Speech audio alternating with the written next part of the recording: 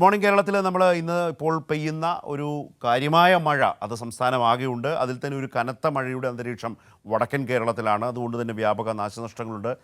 പല ജില്ലകളിലും രാത്രിയിലും നല്ല മഴയുണ്ടായിരുന്നു. നേരത്തെ കോഴിക്കോട് നിന്നുള്ള വിവരം നമ്മൾ കണ്ടു. അതുപോലെ വയനാട്ടിൽ രാത്രിയിലും നല്ല മഴയായിരുന്നു. ഏറ്റവും അധികം ദുരിതാശ്വാസ ക്യാമ്പുകൾ.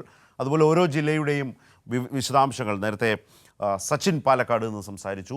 ജോസിൽ ഇടുക്കിയുടെ വിവരങ്ങൾ നൽകി. വളരെ കൃത്യമായ ജാഗ്രതാ നിർദ്ദേശങ്ങൾ ജനങ്ങൾക്ക് നൽകിക്കൊണ്ടിരിക്കുന്ന സംവിധാനം ജില്ലാ ഭരണകൂടങ്ങൾ നടത്തുന്നുണ്ട്. അതൊക്കെ ആ റിപ്പോർട്ടുകളിലൊക്കെ സജീവമായും വിശദമായും ഉണ്ടായിരുന്നു. നമ്മൾ കണ്ണൂരിൻ്റെ കൂടി സാഹചര്യം ഒന്ന് നോക്കാം. ഞാൻ മനസ്സിലാക്കുന്നത് രാത്രിയും മഴയുണ്ടായിരുന്നു. അതുപോലെ ദുരിതാശ്വാസ ക്യാമ്പുകൾ തുറന്നിട്ടുണ്ട് ജില്ലയിൽ. അതുപോലെ ഇന്ന് അവധിയുമാണ്. Santosh, good morning. ഇതടക്കമുള്ള വിവരങ്ങൾ, രാത്രിയിലത്തെ ഒരു പൊതുസ്ഥിതി എന്താണ്? നല്ല മഴയുണ്ടായിരുന്നോ? ഏതൊക്കെ പ്രദേശങ്ങൾ, എങ്ങനെ? ശരത്ത്, കണ്ണൂർ ജില്ലയിൽ ഇന്നലെ രാത്രിയും അതിശക്തമായ മഴ തന്നെയാണ് ഉണ്ടായിരുന്നത്. എന്നാൽ ഇന്ന് രാവിലെയോടുകൂടി മഴയുടെ ശക്തി അല്പം കുറഞ്ഞിട്ടുണ്ട്. മഴ പൂർണ്ണമായും വിട്ടുമാറിയിട്ടില്ല.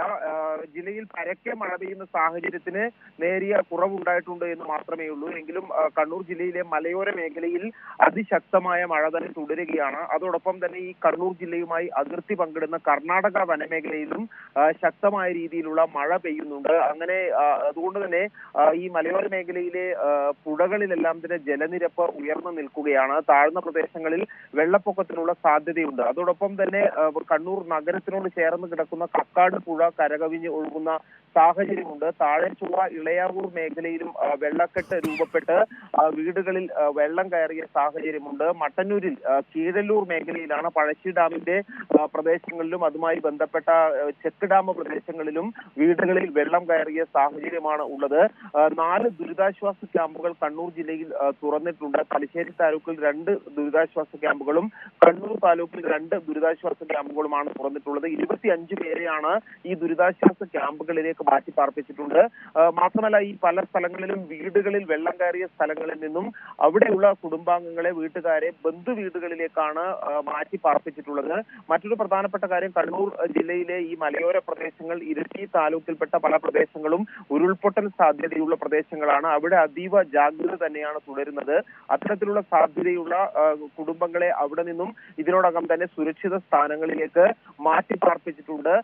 ഈ ഒരു കണ്ണൂർ വയനാട് ജില്ലകളെ ബന്ധിപ്പിക്കുന്ന പാൽച്ചുരം റോഡിൽ തുടർച്ചയായ മണ്ണിടിച്ചിൽ ഉണ്ടാകുന്നുണ്ട്. അതുകൊണ്ട് തന്നെ അവിടേക്ക് ഗതാഗത നിയന്ത്രണം ഇപ്പോൾ ഭാഗികമായി ഏർപ്പെടുത്തിയിരിക്കുകയാണ്. രാത്രി യാത്രാ നിരോധനവും ഭാരമുള്ള വാഹനങ്ങൾക്ക് പൂർണ്ണ നിരോധനവുമാണ് ഏർപ്പെടുത്തിയിട്ടുള്ളത്. ഏതായാലും മഴ പൂർണ്ണമായും വിട്ടുമാറിയിട്ടില്ല. മഴ തുടരുന്ന സാഹചര്യം തന്നെയാണ് ഉള്ളത്. കണ്ണൂർ ജില്ലയിൽ ഇന്ന് എല്ലാ വിദ്യാഭ്യാസ സ്ഥാപനങ്ങൾക്കും കലക്ടർ അവധി നൽകിയിട്ടുണ്ട്. ശരത്, അതായത് പൊതു അവധിയാണല്ലേ? കണ്ണൂർ ജില്ലയിൽ പൊതു അവധിയാണോ എന്ന് സനീഷ് ചോദിക്കുന്നുണ്ട് മാണിക്കോത്ത് നിന്ന്.